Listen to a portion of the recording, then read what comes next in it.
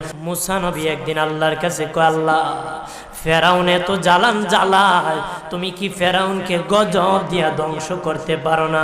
আমার আল্লাহ কয়, মুসা আমি ফেরাউনকে 4টা কারণে গজব দেই না। কয় কারণে? ফেরাউনকে 4টা কারণে গজব দেই না। 1 নম্বর কারণ হলো, রে মুসা, সারাদিন ফেরাউন বলে আমি খোদা, আর রাত যখন হয়ে যায় জঙ্গলে যায় করলাম আমি জানি তুমি খোদা, আমি খোদা না, কিন্তু আমারে মানুষ খোদা কইলে ভালো লাগে, খোদা কইলে ভালো লাগে। প্রভু তাই তুমি বিরক্ত হইয়া আমার উপর গজব দিও না। আল্লাহ বলে, মুসা রে, ওই ফেরাউনের রাত্রির দুয়ার কারণে আমি আল্লাহ তার উপর গজব দেই না।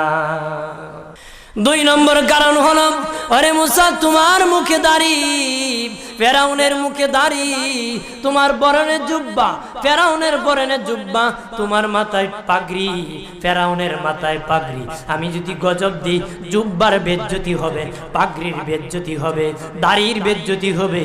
মুসা রে, ওই জুব্বার পাগড়ির ইজ্জত রক্ষার কারণে আমি আল্লাহ ফেরাউনকে গজব দেই না। 3 নম্বর কারণ হলো, আল্লাহ বলেন, মুসা রে মুসা, 3 নম্বর কারণ হলো, ফেরাউনের বাড়িতে একটা এতিমখানা আছে। প্রতিদিন দুপুর বেলায় এতিমরা ফেরাউনের বাড়িতে মেহমানদারি করে। তারা খাওয়ার পরে আমি আল্লাহর কাছে দোয়া করে, আল্লাহ তুমি যদি গুসা হয়ে ফেরাউনকে গজব দিয়ে ধ্বংস করে দাও, আমরা এতিমকে কে খাওয়াইবে রে আল্লাহ, আমাদের দুয়ার বরকতে ফেরাউনকে গজব দিও না।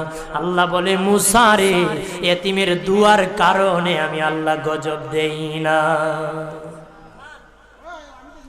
4 নম্বর কারণ, আল্লাহ বলেন, মুসা ফেরাউনের একটা মাছ বিদ্ধ, হাঁটতে পারে না, ফেরাউন নিজ হাতে নিয়ে গোসল করায়, নিজ হাতে মায়ের শরীরে তৈল লাগায় দেয়, নিজ হাতে ফেরাউন খাওয়ায় দেয়।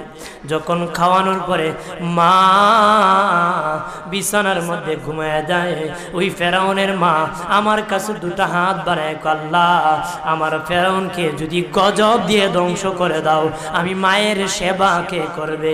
আল্লাহ বলেন, মুসা রে, ফেরাউনের মায়ের দুয়ার কারণে আমি আল্লাহ গজব দেই না।